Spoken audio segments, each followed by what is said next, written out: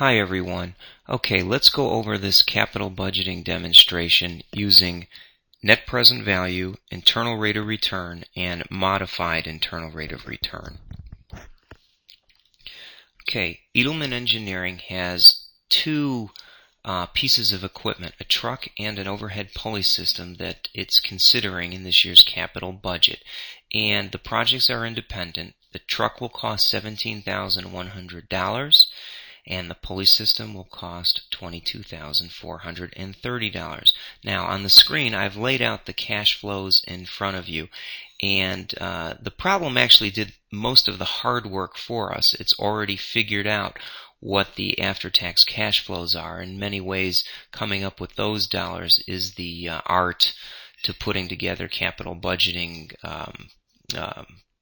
situations to solve. We're just going to use the tools of NPV, IRR, and MIRR to solve them. Okay, so let's start off with the truck. We're going to use NPV, and I'm going to use some Excel functions to solve these. We can use NPV, and I'm going to hit click right here so we can call this up. I'll put that in front of you. So the rate, we just point to the rate, which is 14% given in the problem, and then the values, and you don't have to put them in one at a time, but you can put them in as a range. So we start from year 1 through year 5. Make note that we don't start from the first cash outflow, because when you use an NPV function, it assumes that first cash flow occurs at the end of the first period.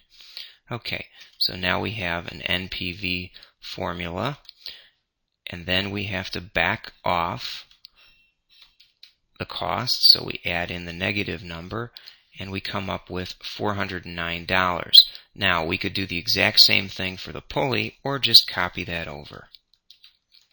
Okay, and there's our answer using net present value for the two different pieces of equipment.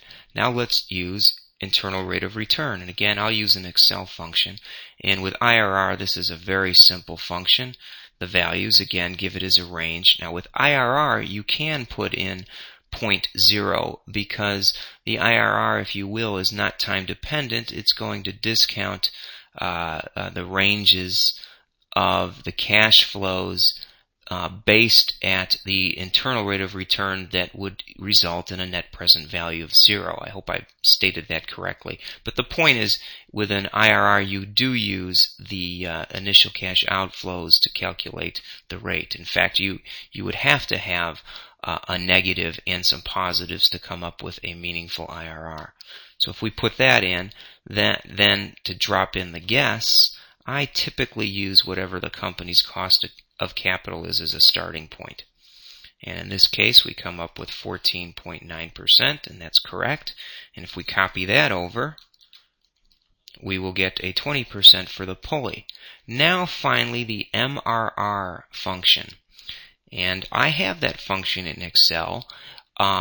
You may or may not. It might depend on your version of Excel. I'm not sure. So now we use the MRR function. I'll click on the function bar, and we're going to calculate the same values just as we did before. Calculate for the range. Then the finance rate is the interest rate you're going to pay on the money. It's 14%. And the reinvestment rate is also 14%. So in this model, Excel gives us the opportunity to use a different cost of capital for the money we're financing versus what we intend to reinvest it in. But the way MIRR is taught in our textbook, those two represent the firm's cost of capital. So we'll keep the same both at the 14%. And we come up with a modified internal rate of return of 14.54. Copy that over, and we get 17.2 for the pulley system. And we've now solved the capital budgeting demo for both projects. Okay.